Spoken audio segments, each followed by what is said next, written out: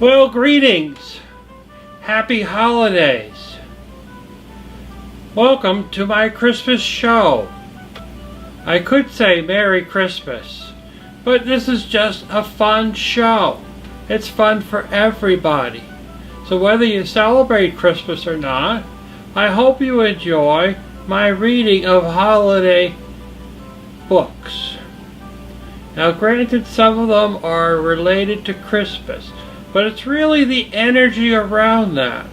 As you know, well, most of you know, I do also the Fairy Speak, in which I channel fairy energy.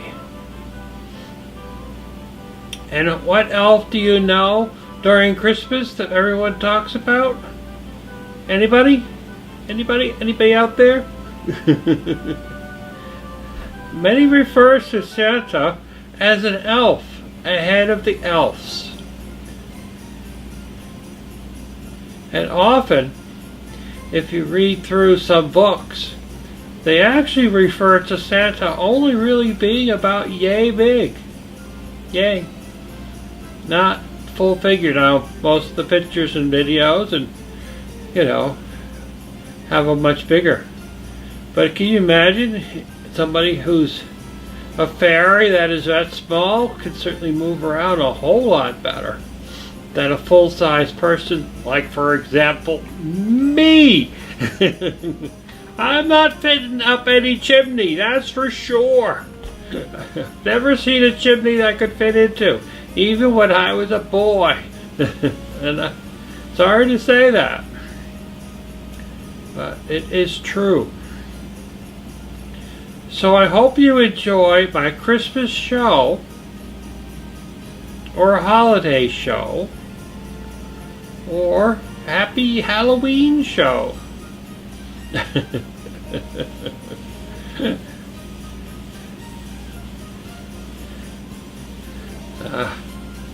Not trying to plug Nightmare Before Christmas. I should get that out of my head or I'm not going to enjoy this show.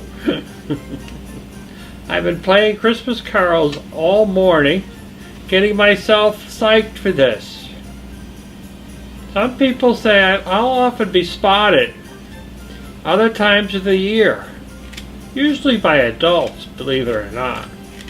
Children actually will see me and they'll just smile, but parents or adults, they're the ones that really kind of freak out. Well, they don't freak out, but they take notice. So here's my first story I like to read. I've picked up a collection of books.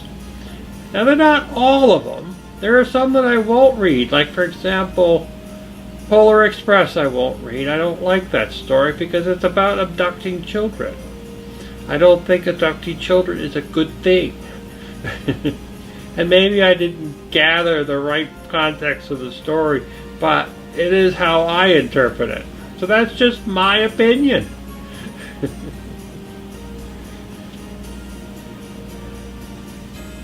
So, the first book that I'm going to read is Rudolph the Red-Nosed Reindeer.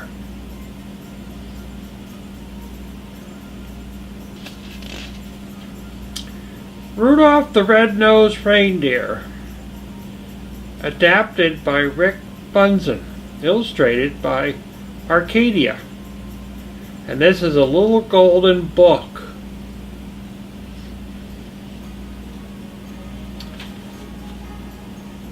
Christmas Town, also known as the North Pole, is a wonderful place where Santa Claus with Mrs. Claus, all the elves, and the flying reindeer that pull the Santa's sleigh every Christmas Eve. Nowadays, Christmas Town is a happy place.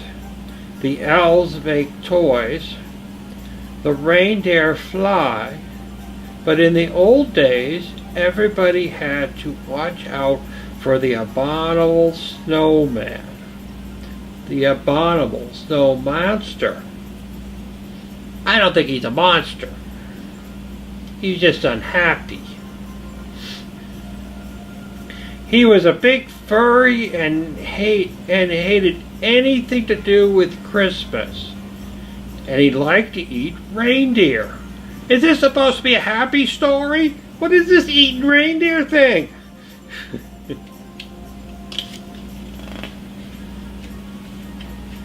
I think that was taken out of the cartoon version. All that started to change when Santa's lead reindeer, Donner, became a papa. "We'll call him Rudolph," Donner said. Looking at his new son, suddenly Donna and Mrs. Donna saw a bright light.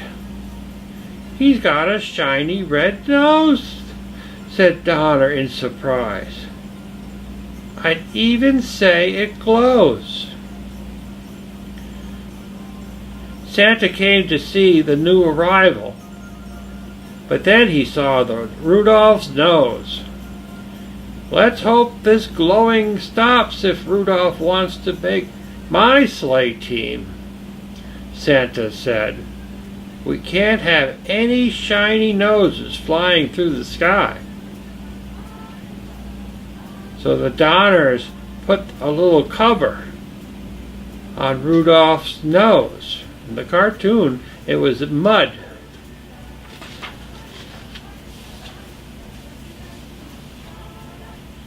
Soon it was time for the new fawns to go to the reindeer games. There they would be inspected by Santa, who would choose the best reindeer for his team. At first, Rudolph felt shy, but soon he met a doe named Clarice. "I think you're cute," she told Rudolph. That's what they say.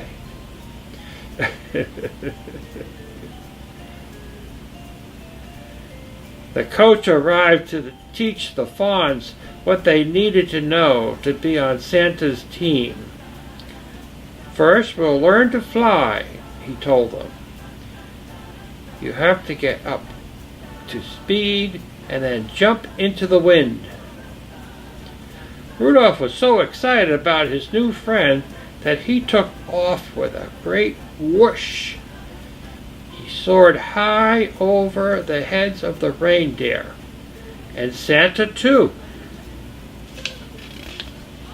See, there's Rudolph flying high in the sky, and there's his thing on top of his nose.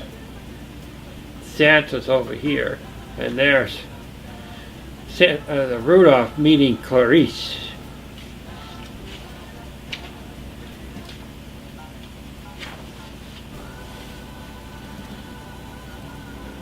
But all the young reindeer continued to play, and the cover popped off Rudolph's nose, and it glowed for all to see. Rudolph with his nose. At first the other reindeer were frightened, but soon they began to laugh and call poor Rudolph names. Rudolph the red-nosed reindeer. See, and you thought there was only bullying in schools. Can you imagine such a thing? Bullying up there? The North Pole? Rudolph the red-nosed reindeer. They jeered. And the coach said, "Go home. From now on, you can't join any reindeer games." Only Clarice did not laugh at Rudolph. Poor Rudolph wandered off alone. Soon he met an elf who was hiding in the woods. "My name is Hermie," said the elf. "I want to be a dentist, but right now I'm just an elf who doesn't belong." "And I'm the red-nosed reindeer," sighed Rudolph. The pair decided to be friends and run away together. They hadn't wandered far when they heard a terrible roar. The abominable snow monster. "It's my nose," says Rudolph. "The monster sees it and is coming after us."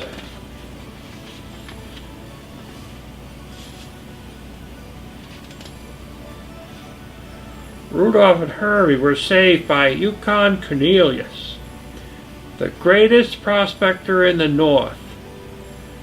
"Jump on my sled," said Cornelius. "We'll run like crazy." But no matter how fast they went, the monster stayed close behind. Finally, they were trapped at the water's edge. Cornelius chopped the ice with his axe, and his friends safely floated away. That's Cornelius chopping at the ice. And there they are on their ice, their floating ice island. They floated all night and landed on a strange island where they were greeted by a puppet that sprang from a box. "I am the official sentry of the island of misfit toys," said the puppet. "My name is Charlie, and that's why I'm a misfit toy. No child wants a play with a Charlie in the box. We want to travel with Santa Claus in his magic sleigh," said a misfit doll. "Otherwise we'll miss all the fun with the boys and girls when Christmas Day arrives." The friends met an elephant with polka dots, choo-choo train with square wheels, a water pistol that shot jelly. Jelly? Well, that's awfully cool. I wish I had a water pistol that shot jelly. A bird that swam.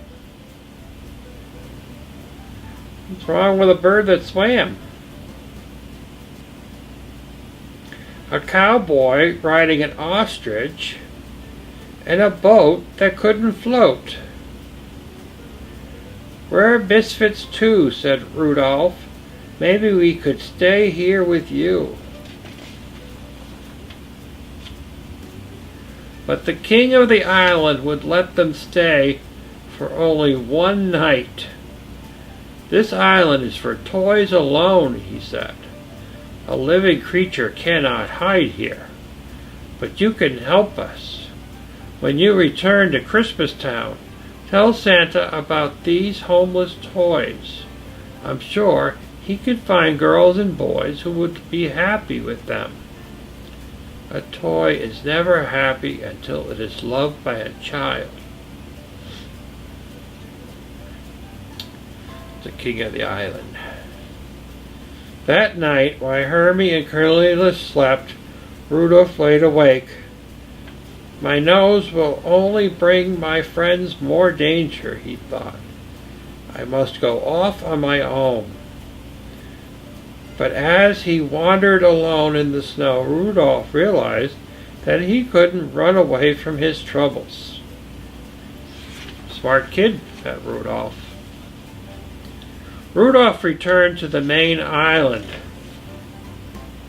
and headed for Christmas Town. But first, he said, Rudolph returned to the main island and headed for Christmas Town. But first, he had to pass the cave of the abominable snowman. As he did, Rudolph heard voices crying, "Help! Help!" Rudolph rushed inside. There were Rudolph's parents and Clarice. They had been searching for Rudolph and had been caught by the monster, who was about to devour Clarice, put her down, Rudolph cried, butting the surprised monster with his little antlers. Just then, Hermie and Cornelius pulled up outside the cave. They had followed Rudolph's trail and knew he needed help. An abominable snowman will never pass up a pork dinner, said Cornelius. Hermie, you sit outside the cave and oink like a pig. When the monster comes outside, watch out. Now there's Hermie oinking like a pig. And here comes the abominable snowman. Hermie approached the mouth of the cave and said, "Oink, oink," he called, and the monster dropped Clarice and rushed outside. At that moment, Cornelius pushed a giant snowball on top of him and splat. Working quickly while the monster was stunned, Hermie used his dentist tools to remove the monster's teeth. Back in Christmastown, Rudolph told how he and his friends defeated the abominable snowmaster. Everyone realized that misfits have their place too. Rudolph told Santa about the misfit toys, and as soon as the storm lets up, I'll find homes for them. Santa promised. Then the weather elf handed Santa his report, and Santa gasped. The storm won't subside by tonight. I won't be able to see to fly. I won't be able to see to fly my sleigh. Suddenly, a flashing light caught Santa's eye. "Rudolph," he said, "what a beautiful, wonderful nose! Won't you guide my sleigh tonight?" "I'd be honored to," said Rudolph, putting on his jingle bells. "Okay, Rudolph," said Santa. "First stop is the island of misfit toys.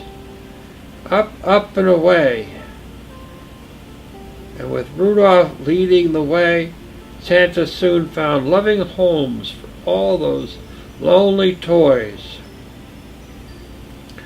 "Rudolph the Red-Nosed Reindeer," everyone sang. "You'll go down in history." And he did. Rudolph the Red-Nosed Reindeer had a very shiny nose. Then if you ever called him, you would have to say it glows. All of the other reindeer used to laugh and call him names. Then if you ever saw him, I don't remember the rest.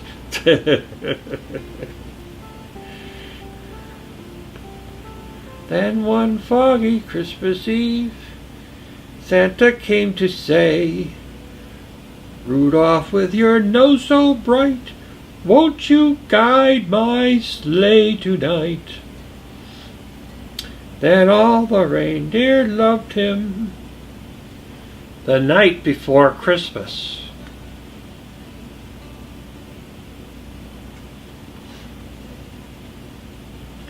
Little Golden Book.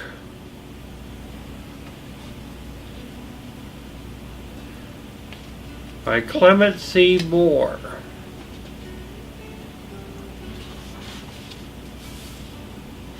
It was the night before Christmas, and all through the house not a creature was stirring, not even a mouse.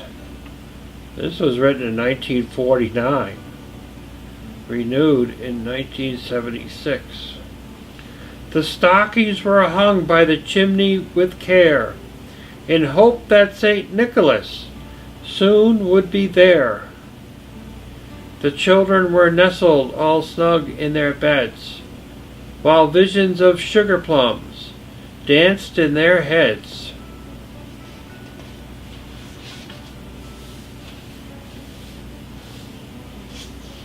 And Mama in her kerchief, and I in my cap, had just settled down for a long winter's nap, when out on the lawn there rose such a clatter.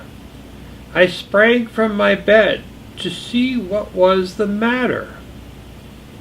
Away to the window I flew like a flash, tore open the shutters, and threw up the sash.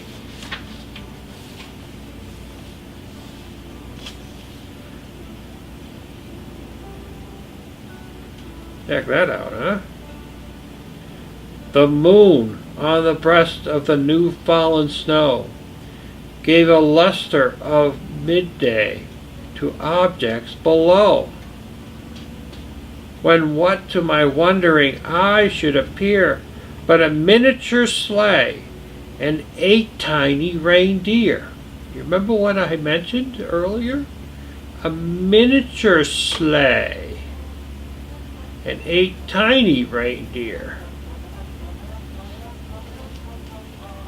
With a little old driver, so lively and quick, I knew in a moment it must be Saint Nick.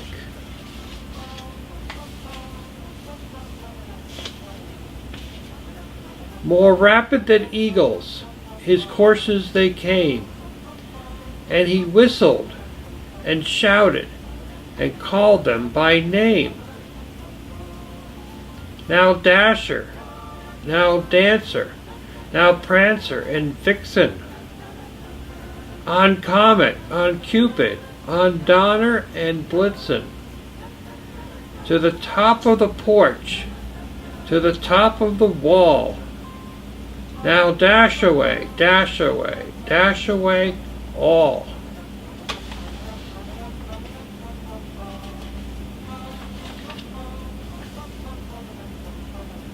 As the drive leaves that before the wild hurricane fly, when they met with an obstacle, mount to the sky. So up to the house top the courses they flew, with a sleigh full of toys, and St. Nicholas too.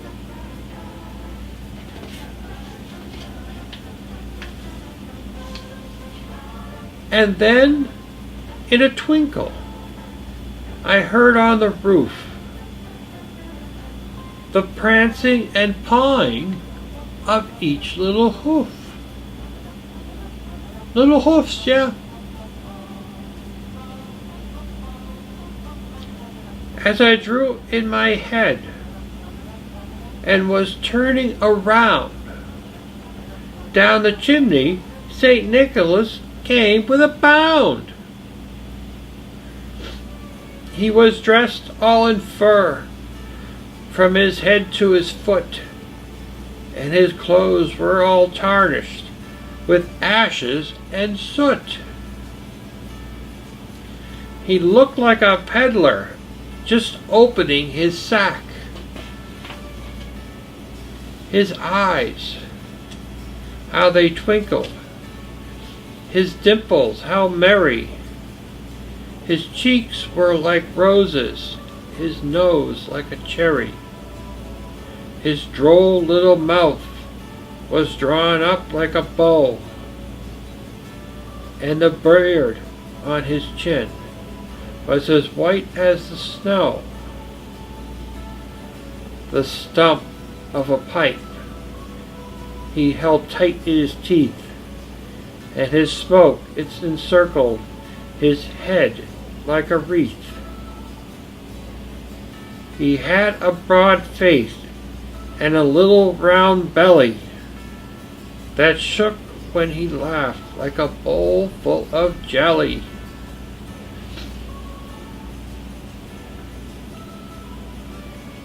Jelly?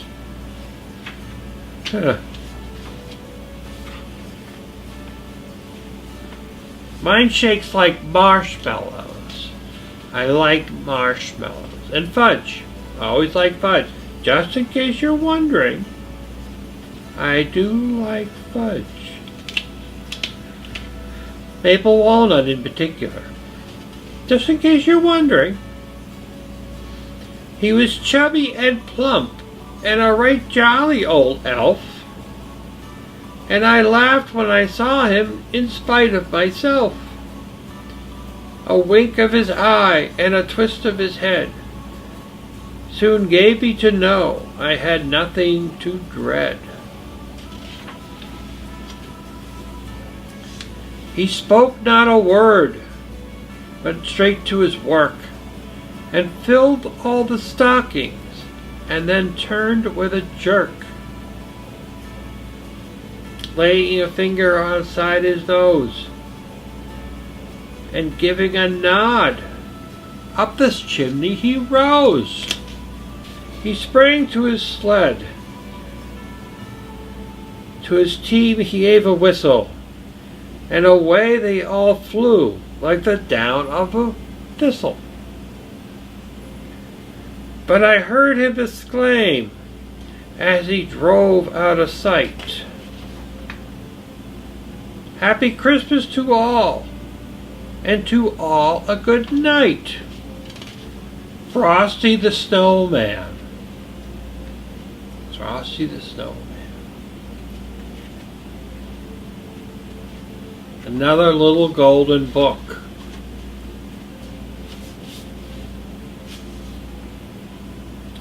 By Diana Meldrew. Frosty the Snowman. It all started with the snow, the first snow of the season. As every child knows, there is a certain magic to the very first snow, and when it falls on the day before Christmas, something wonderful is bound to happen. "Children, back to your seats," called the teacher. "The snow can wait. I've hired Professor Hinkle, the magician, to entertain us for our Christmas party."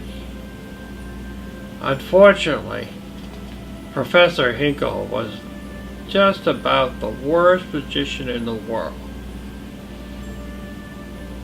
"And so I put the eggs in my magic hat," said Professor Hinkle. "Abracadabra, and voila! The eggs have turned into a mess. Where's my rabbit? Hocus Pocus, where are you?" He didn't know that the rabbit, Hocus Pocus, was hiding in the hat.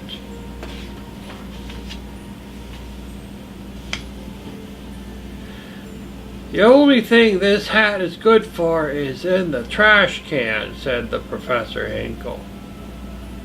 But the hat didn't stay in the trash for long. The hat with Hocus Pocus underneath hopped out the door. That was when the bell rang and the children were free for a whole Christmas holiday. "They look at the snow," cried the children as they ran outside. They worked together to build the first snowman of the season. Once the children had given him eyes and a nose and a mouth, it was time to name him. "How about Frosty?" asked Karen. "Frosty the Snowman." The children danced around Frosty as they sang about his button nose and his eyes made out of coal. "Come back here, you," cried Professor Hinkle, chasing Hocus Pocus. Suddenly a gust of wind blew the hat onto Frosty's head. "Happy birthday!" said the snowman. Karen gasped and said, "That hat brought Frosty to life. It must be magic. When Professor Hinkle heard that, he wanted his hat back. But it's not yours anymore, protested Karen. This hat will make me a millionaire, said the greedy magician, taking the hat back. Hocus Pocus felt that the hat really did belong to Frosty, so he hopped back to Frosty and the children fast as he could to return the hat.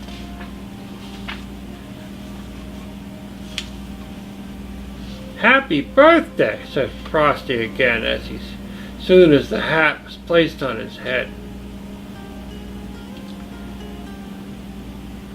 Hey, I said my first words. I'm alive. What a neat thing to happen to a nice guy like me. The magic hat made Frosty dance around. The children cheered as Frosty began to laugh and play with them. They had never been such a wonderful winter day. When the sun peeked out of the clouds, Frosty exclaimed, "Oh, I'm all wishy-washy," and started to melt.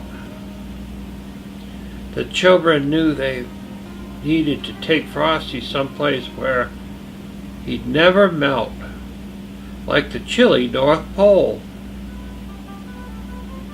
They decided to go to the railroad station and find a train for Frosty. "Let's have a parade through the town," shouted Frosty. "Come on, kids, follow the leader."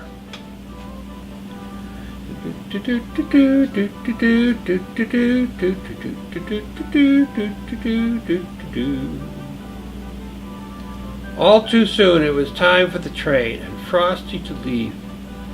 "I'll go with you," said Karen. "I'm sure I'll be back in time for supper." Karen, Frosty, and Hocus Pocus jumped into the refrigerated boxcar on the freight train and headed north. And no one saw that the professor sneaked under the train. A refrigerated boxcar is a splendid way to travel. Just splendid, that is, if one is a snowman or a furry-coated rabbit. But for a little girl like Karen, it was just too cold. So when the freight train made a stop, Frosty got them all out. No one saw Professor Hinkle jump off too. Frosty took Karen and Hocus Pocus to a wooden glen where they found animals decorating the trees for the big celebration. They knew Santa Claus was coming that night. After Hocus Pocus spoke to the animals, they agreed to build a campfire to keep Karen warm. I didn't know animals could build a campfire. Did you? But I don't know how to make fire. Oh, don't you get me, man, come. I made a deal with you. You make fire, the pan makes fire, and make it come true. I don't know. I got part of it. Got all kinds of songs in his head. They just are all mixed up.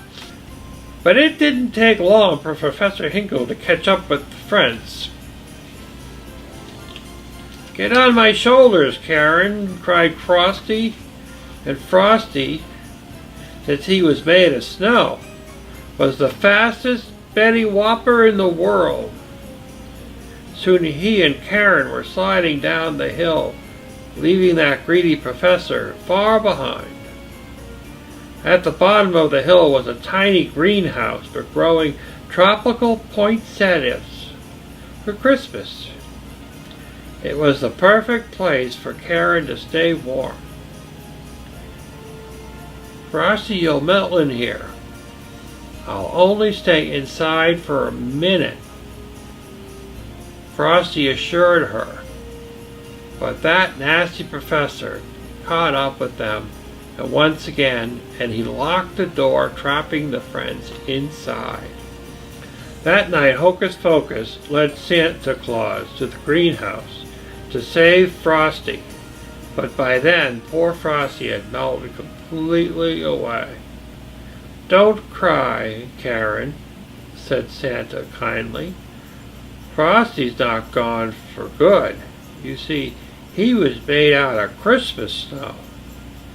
You can bet your boots that when a good, jolly December wind kisses it, it'll turn into Christmas snow all over again. Just watch." Santa opened the door, and the wind whirled in and out, and Frosty was back. Santa was about to place the magic hat on Frosty's head when Professor Hinkle shouted, "I want that hat! I want it now!" Santa replied, "If you touch this hat, I'll never bring you another Christmas present. Go home right now and write, 'I am very sorry for what I did to Frosty,' 100 zillion times. Then maybe, just maybe, you'll find something in your stocking tomorrow morning." Professor Hinkle was very sorry indeed, and he ran straight home to start writing. "Happy birthday," said Frosty once more. Karen was happy to see her friend again, but now it was time to go home. Santa put Karen in his sleigh and promised her that he would take Frosty back to the North Pole with him. See, they're all in the sleigh.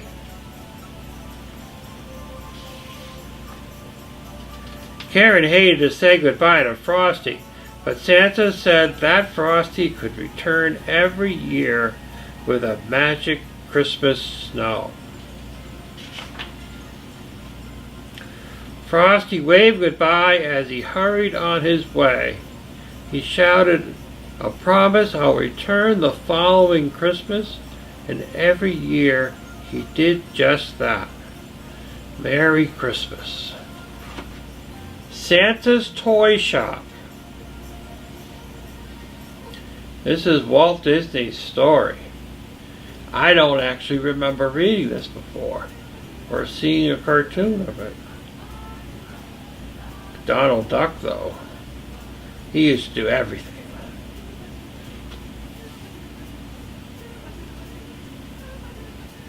Walt Disney's Santa's Toy Shop. Very nice book. 1950. There's copyright on it. Huh. Way up north in the land of ice and snow stands a cozy little house, and besides the front door hangs a neat little sign, "S. Claus," says the sign, because that is who lived there, Santa Claus. Mrs. Claus lives there too. She keeps house for Santa Claus and for all the elves who worked in Santa's workshop. And what a busy place that toy shop is. It has the doll department and a train department and the game and building set department. See, they're making a checkerboard, and the paint already has the checkerboard pattern in the paint. That sure speeds things up, doesn't it? You don't have to do all the little squares. You just brush it out and you already have the squares. Clever idea. Never thought of doing it that way. Dozens of departments up and down the halls. Happy little Christmas elves are busy all year long making and trying out the toys. Oh, everyone is busy in Santa's toy shop, but Santa Claus is the busiest of all. He shows the doll makers how to paint the smiles. "I'll take a day off soon," said Santa Claus, "and play." But letters keep coming from boys and girls wanting talking dolls and cowboy boots and rocking horses and firemen's suits. "I'm just too busy," Santa Claus says. "I'll never have time to play with the toys."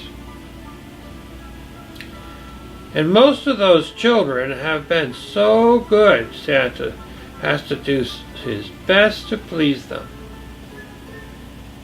So the day whizzed by in Santa's toy shop, and soon it's Christmas Eve again, and Santa has still not played with a single toy. It's a lot of letters. "Oh, jumping jacks," said Santa Claus last Christmas Eve, as Mrs. Claus buttoned up his warm red coat. "Now I have to give all these toys away, and I never will get to try any out." But Mrs. Claus whispered something into his ear, and he left the house chuckling to himself.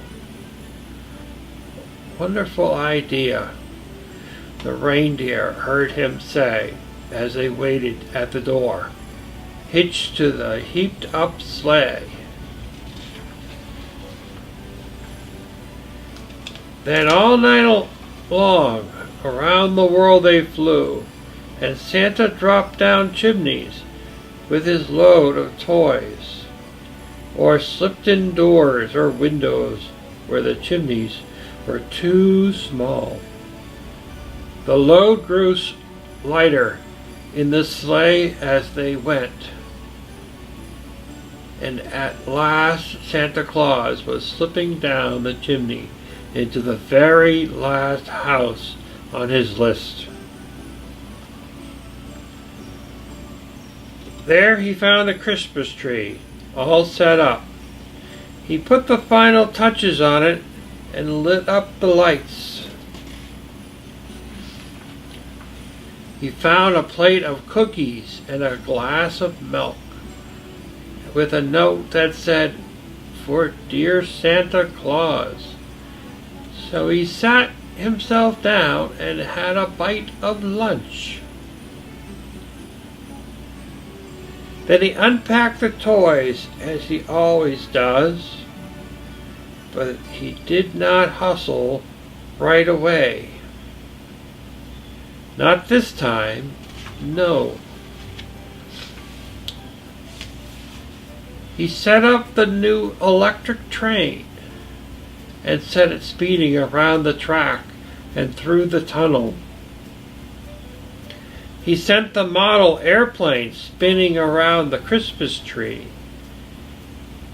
and he built a whole village with Christmas blocks. Pretty nice. Nice village. When Santa had tried every Christmas toy, back home he flew in his magical sleigh to Mrs. Claus. Never had so much fun, Santa told Mrs. Claus.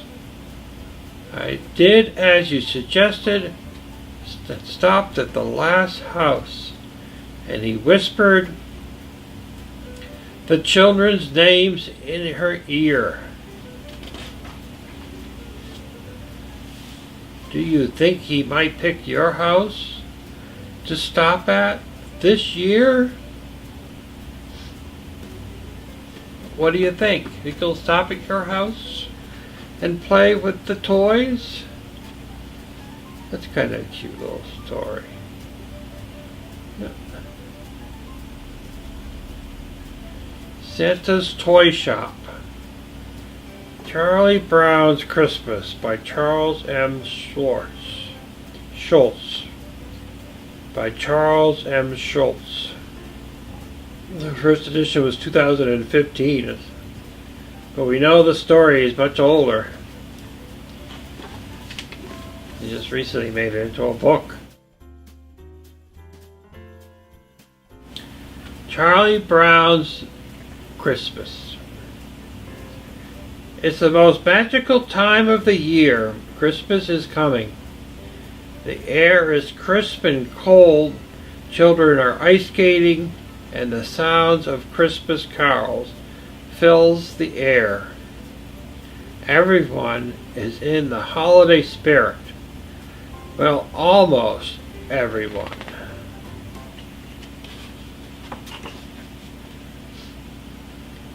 I think there must be something wrong with me, Charlie Brown says. Christmas is coming, but I'm not happy.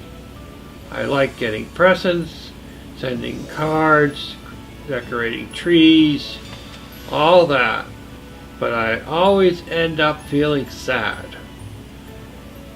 Charlie Brown, you're the only person I know who can take down a wonderful season like Christmas and turn it into a problem, Linus says. Maybe Lucy's right. Charlie Brown decided to talk to Lucy. She gives him really good advice, and it only costs 5 cents. I just don't understand Christmas, Charlie Brown tells her. Instead of feeling happy, I feel sort of let down. You need to get involved in a Christmas project, Lucy advises. How would you like to be the director of the Christmas play? Me, a director? Charlie Brown is surprised at the suggestion. He knows nothing about directing, but it sounds exciting. He agrees to meet Lucy at the school auditorium. Psychiatrist help. 5 cents.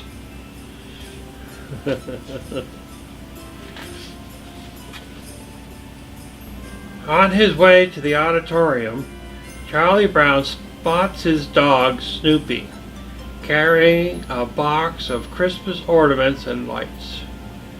He watches as Snoopy carefully decorates his doghouse. Snoopy has entered a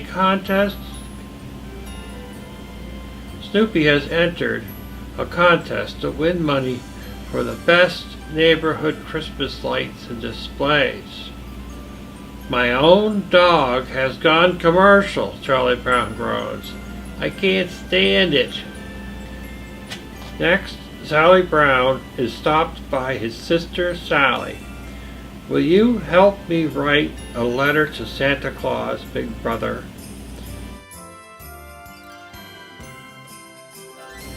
Charlie Brown begins to write down everything Sally says. Dear Santa, Sally starts. How have you been? I have been extra good this year, so I have a long list of presents. But you can make it easy on yourself. Just send money. How about 10s and 20s? Charlie sighs. Good grief. When Charlie Brown finally arrives at the auditorium, the cast is waiting for him. Okay, let's have quiet, he announces. Places, everybody. Action. No one listens to him. Schroeder starts playing his piano, and everyone starts dancing, and nobody cares that Charlie Brown is directing. Nobody cares about the play. They just want to dance.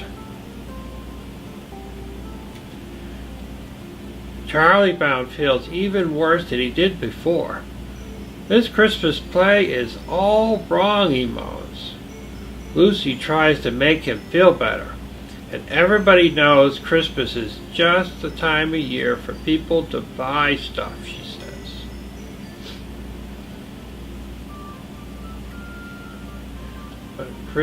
But Charlie Brown disagrees. This is one play that is going to be different. We need something to set the proper mood. We need a Christmas tree.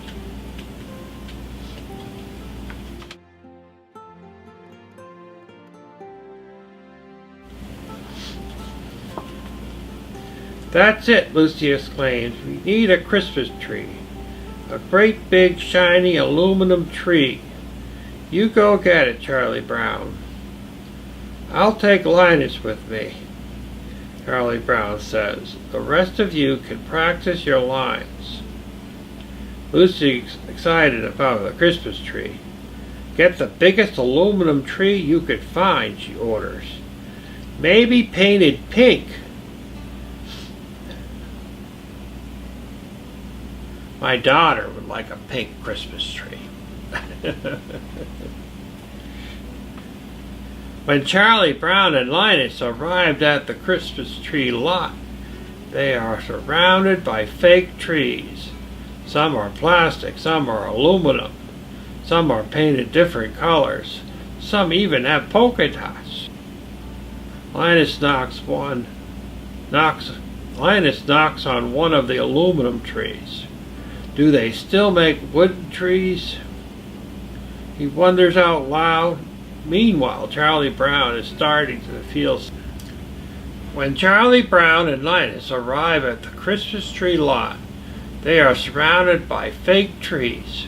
Some are plastic, some are aluminum, some are painted different colors, some even have polka dots. Linus knocks on one of the aluminum trees. Do they still make wooden Christmas trees? He wonders out loud. Meanwhile, Charlie Brown is starting to feel sad again. None of these trees feel right to me. None of these trees feel right to me.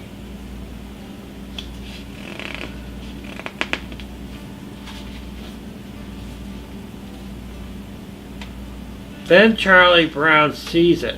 A teeny tiny green tree smiles.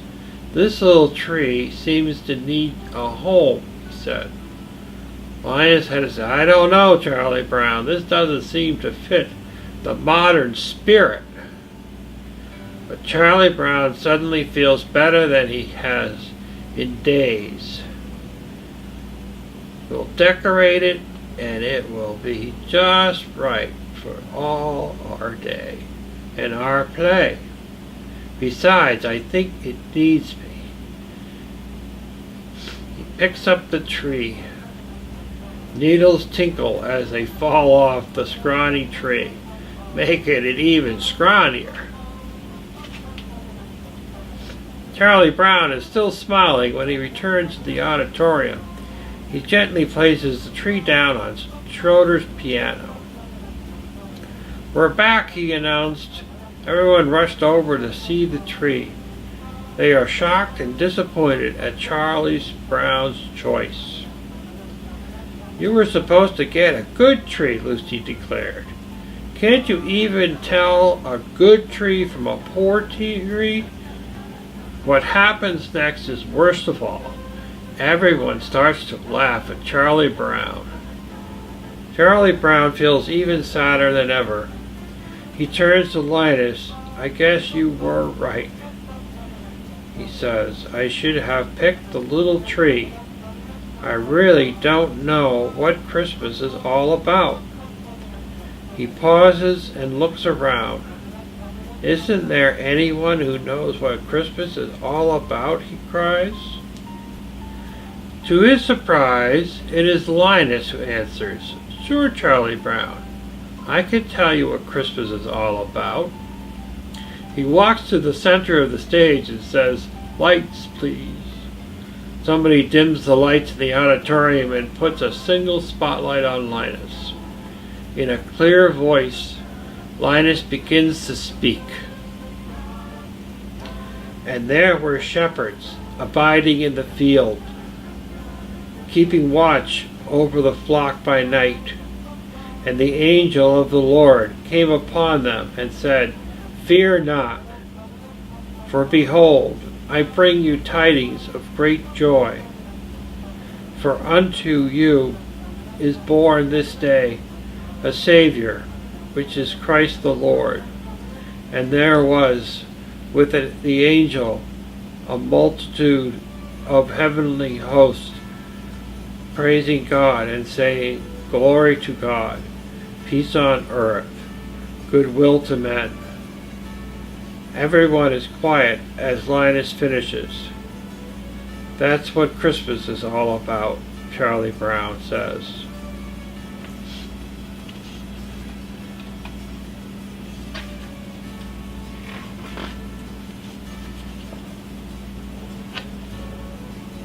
Charlie Brown picks up his tree and steps outside. He looks up at the dark sky full of twinkling stars.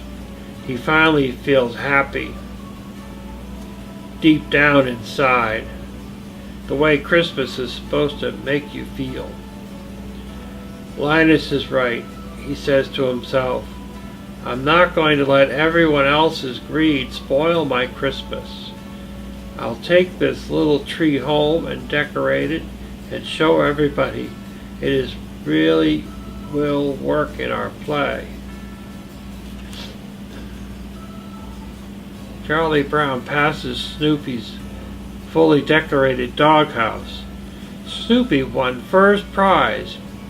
He takes a shiny red ornament off the doghouse and hangs it on the little tree. But the ornament is too heavy and the little tree topples over. Charlie Brown is horrified. I've killed it, he cries. Everything I touch gets ruined. He walks away sadly, with his head down, leaving the little tree all alone. After Charlie Brown leaves, the others find the tree. I never thought it was such a bad little tree, Linus says. He wraps his blanket around the tree base. It's not bad at all, really. All it needs is a little love. Without saying a word, the other kids begin taking the decorations off Snoopy's doghouse and putting them on the tree. After Charlie Brown leaves, the other find the tree. I never thought it was such a bad little tree, Linus says. He wraps his blanket around the tree's base. It's not bad at all, really. All it needs is a little love. Without saying a word, the other kids begin taking the decorations off of Snoopy's doghouse and putting them on the tree. It doesn't take long for them to transform the little tree into something magical. When Charlie Brown returns a few minutes later, he can scarcely believe his eyes. First he looks at Snoopy's bare doghouse, then at the beautiful tree. What's going on here, he asks. Then he looks at his friends, and their faces are all shining with joy. Merry Christmas, Charlie Brown, they shouted. And before Charlie Brown can say another word, they started to sing Christmas carols. Well, that's cute. Can you name all of Charlie Brown's friends?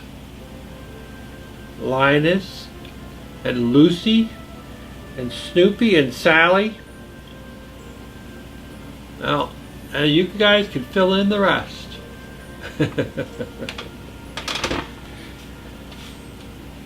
Charlie Brown smiles and starts singing with his friends. He knows it is going to be the best Christmas ever. Well, that's nice. Happy holidays from Snoopy.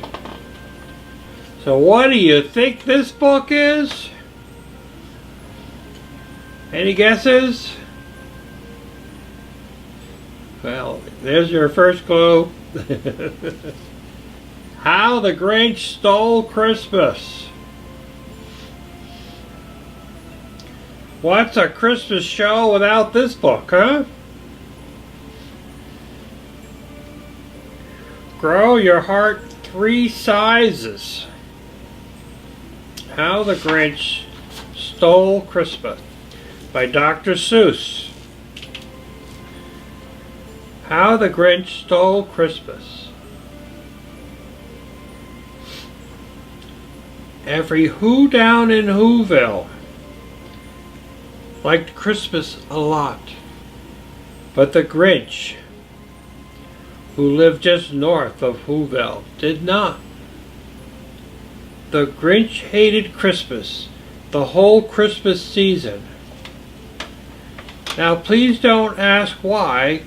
No one quite knows the reason. It could be his head wasn't screwed on just right. It could be, perhaps, his shoes were too tight. But I think that is most likely the reason of all may have been that his heart was 2 sizes too small. But whatever the reason, his heart or his shoes, he stood there on Christmas Eve hating the Whos. Staring down from his cave with a sore, grinchy frown at the warm, lighted windows below in their town. For he knew every Who down in Whoville beneath was busy now hanging a mistletoe wreath. And they're hanging their stockings. He snarled with a sneer, "Tomorrow is Christmas. It's practically here." Then he growled, with his Grinch fingers nervously drumming, "I must find some way to stop Christmas from coming. For tomorrow," he knew,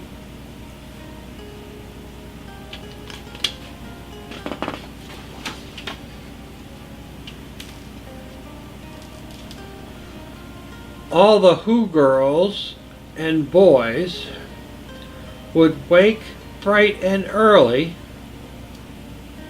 They'd rush for their toys. And then, oh, the noise, the noise, the noise, the noise, the noise. That's one thing he hated. The noise, the noise, the noise, the noise.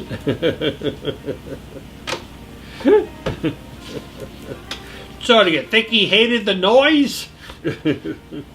I don't know. Maybe he hated the noise. What do you think? You think he hated the noise? I'm pretty sure they said that he hated the noise. So do you think he hated the noise? Then the Whos, young and old, would sit down to a feast. And they'd feast. And they'd feast. And they'd feast, feast, feast, feast. They would feast on Who's pudding and rare Who's roast beef, which was something the Grinch couldn't stand in the least. He liked the gizzard.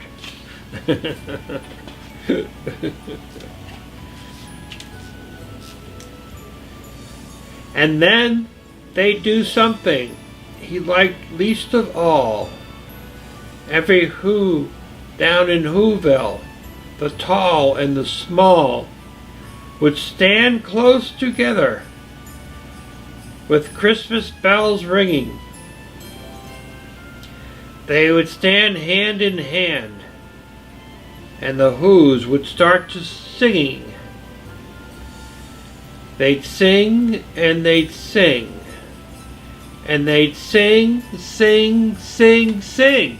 So do you think they would sing? I think they would sing. The most the Grinch thought, I must stop this whole thing. Why, for 53 years, I've put up with it now. I must stop this Christmas from coming, but how? Then he got an idea, an awful idea. The Grinch got a wonderful, awful idea. You think maybe he got an awful idea? Am I getting carried away? Am I out of control? The Grinch brings us out. I know just what to do. The Grinch laughed in his throat, and he made a quick Santa Claus hat and a coat. And he chuckled, and he clucked. What a great Grinchy trick. With this coat and his hat, I look just like Saint Nick. But all I need is a reindeer. The Grinch looked around. But since reindeers are scarce, there was none to be found. Did that stop the old Grinch? No, the Grinch simply said, if I can't find a reindeer, I'll make one instead.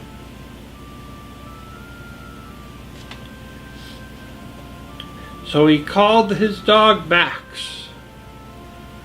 Then he took some red thread and he tied a big horn on top of his head.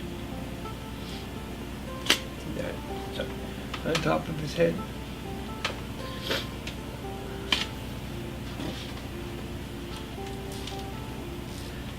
Then he loaded some bags and some old empty sacks on a ramshackle sleigh, and he hitched up to Max.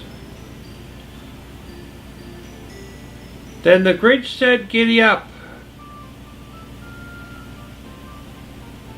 and the sleigh started down to the homes where whose lay to snooze in their town.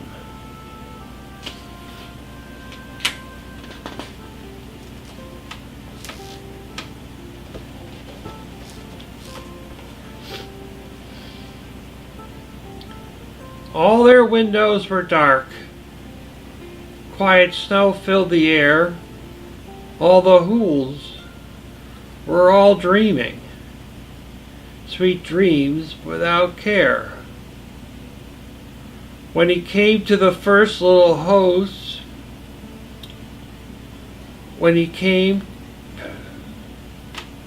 biddy biddy biddy biddy biddy. Bitty bitty bitty bitty bitty bee. I am getting tongue-tied. With their windows were dark. Quiet snow filled the air. All their whoos were all dreaming sweet dreams without care.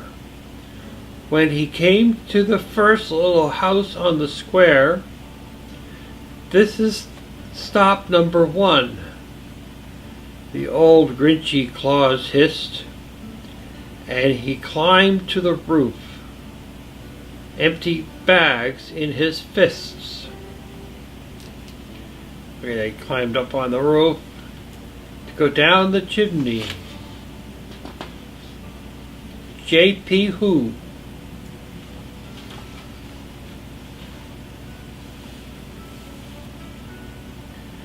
Then he slid down the chimney, a rather tight pinch, but if Santa can do it, then so could the Grinch. He got stuck only once for a moment or two, then he stuck his head out of the fireplace flue, where the little Who stockings all hung in a row. These stockings, he grinned, are the first things to go. There's the Who's sleeping in the bed.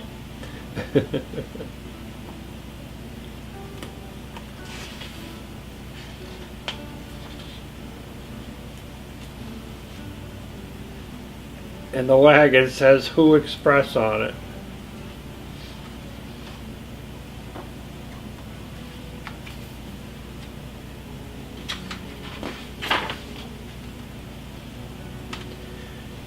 Then he slithered and slunk, with a smile most unpleasant. Around the whole room he took every present. Pop guns and bicycles, roller skates and drums, checkerboards and tricycles and popcorn and plums. And he stuffed them all in bags. Then the Grinch, very nimbly, stuffed all the bags, one by one, up the chimney. Chimney. Because chimney doesn't rhyme with nimbly. General Who's Electric is on the refrigerator name.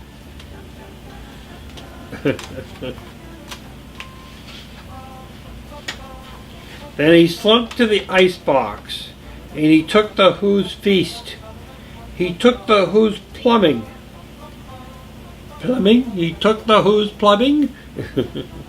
Then he slunk to the icebox. He took the Who's feast. He took the Who's pudding. He took the roast beef.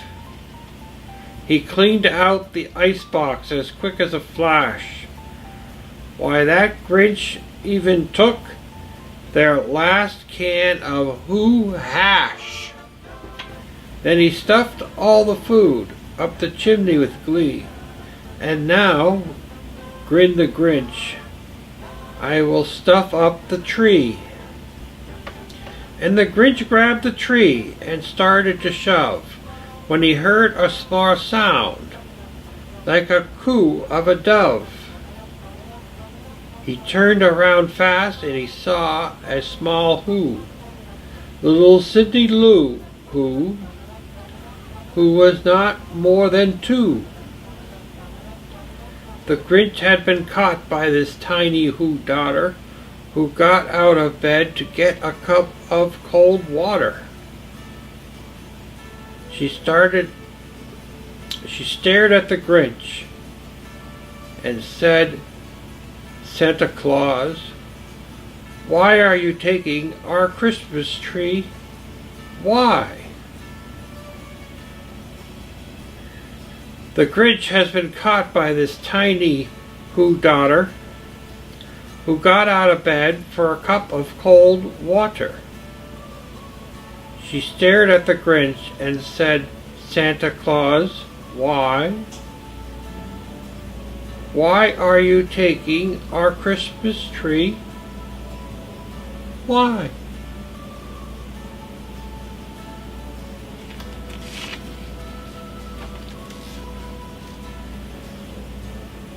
But you know that old Grinch was so smart and so slick. He thought up a lie, and he thought it up quick. Why, my sweet little tot, the fake Santa Claus lied, there's a light on this tree that won't light on one side. So I'm taking it home to my workshop, my dear. I'll fix it up there and bring it back here.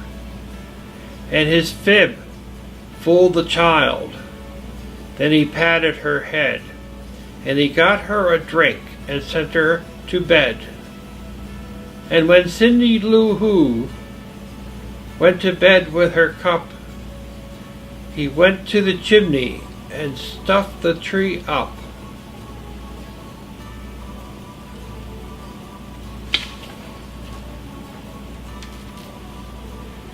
Then the last thing he took was the log for the fire. Then he went up to the chimney himself, the old liar. Oh, their walls he left nothing but hooks and some wire. And the one speck of food that he left in the house was a crumb that was even too small for a mouse.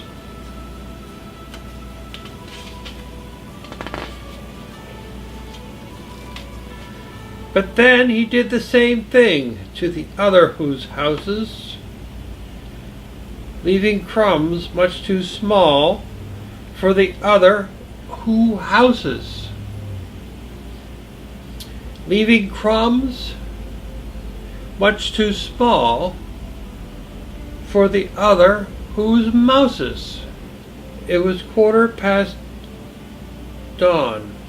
All the who's still abed. All the who's still a snooze when he packed up his sled. Packed it up with their presents, the ribbons and the wrappings, the tags and the tinsel and the trimmings and the trappings. 3,000 feet up the side of Mount Crumpet, he rode with his load to the tip-top to dump it. Pooh-pooh to the who's he was grinchishly humming. They're finding out now that, oh, Christmas is coming. They're just waking up, I know that. Just what they'll do. Their mouths will hang open a minute or two. Then the who's down in Whoville will all cry, boo-hoo. That's a noise, grinned the Grinch, that I simply must hear. So he paused, and the Grinch put a hand to his ear. He's putting a hand to his ear. And he did hear a sound rising over the snow. It started in low, and then it started to grow.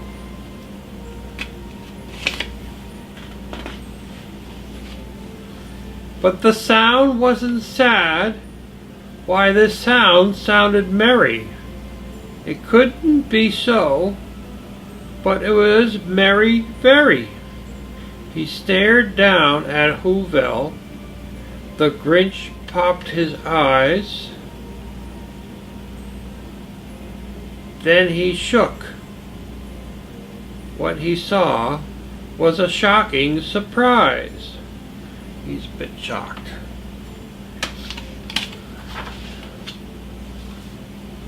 Every who down in Whoville, the tall and the small, was singing without presents at all. He hadn't stopped Christmas from coming. It came. Somehow or other, it came just the same.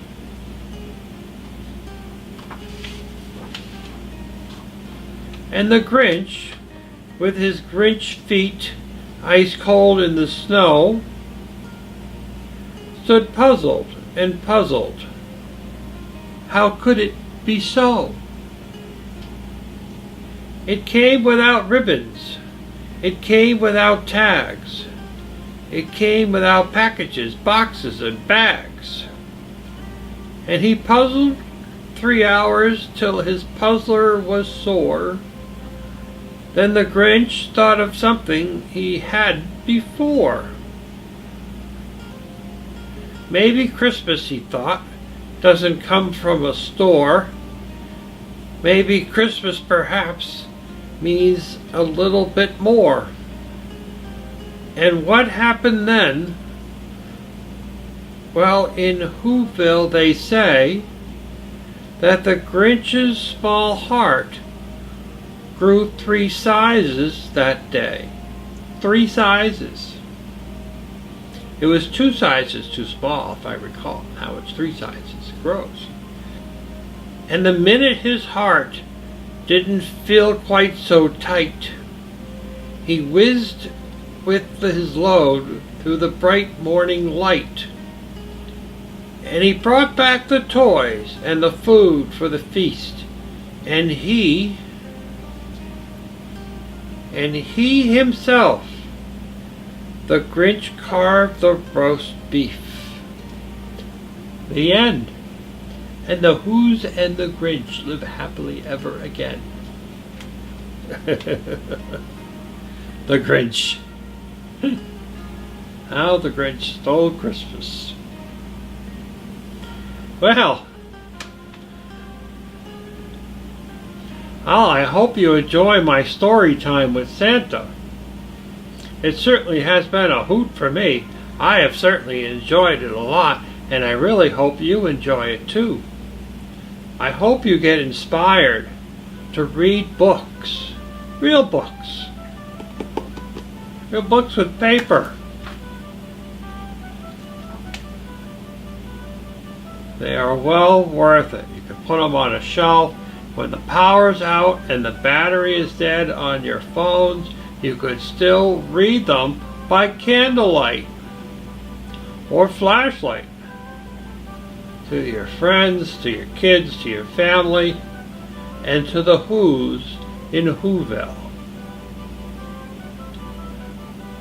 Happy holidays.